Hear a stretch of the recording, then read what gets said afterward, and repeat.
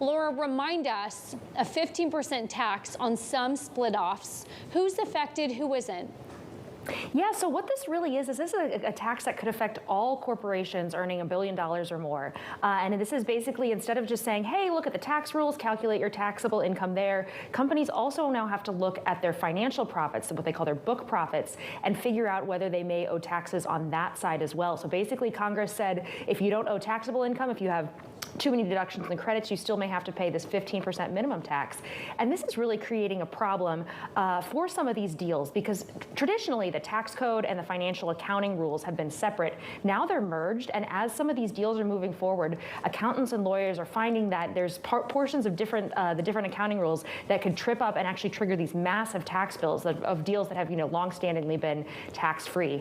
So there was a deal that that 3M just closed earlier this month, that if this new rule had been in effect, it doesn't go into effect till next year, it would have triggered a big tax bill for 3M. And this has been part of the criticism of, I guess, combining sort of these two worlds, which for years had been apart, relatively speaking. Here, is there a sense, though, because, I mean, you know how taxes, or how sort of tax policy works, and you know, I'm sure, how corporations always seem to find a way around it. Are there going to be enough loopholes here? Well, maybe the companies that do have the right lawyers and the right accountants can find a way around that 15%. There's really two options here for companies. One, sort of step one, is go to Treasury and ask them, hey, can you write some rules that makes it clear that split-offs are okay and won't trigger this big tax bill? It's unclear if Treasury will kind of create that exemption for them. Treasury today told me that they are looking at all the rules as they figure things out, but they're not committing to anything.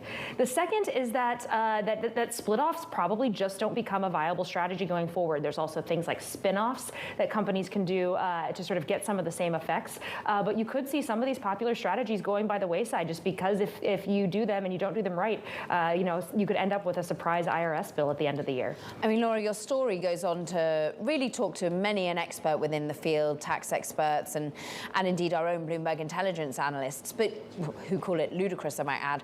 You're talking, Andrew Silverman, I think it is, talks about this being the tip of the iceberg. Talk to us, are there other unknown quantities that we're likely to see?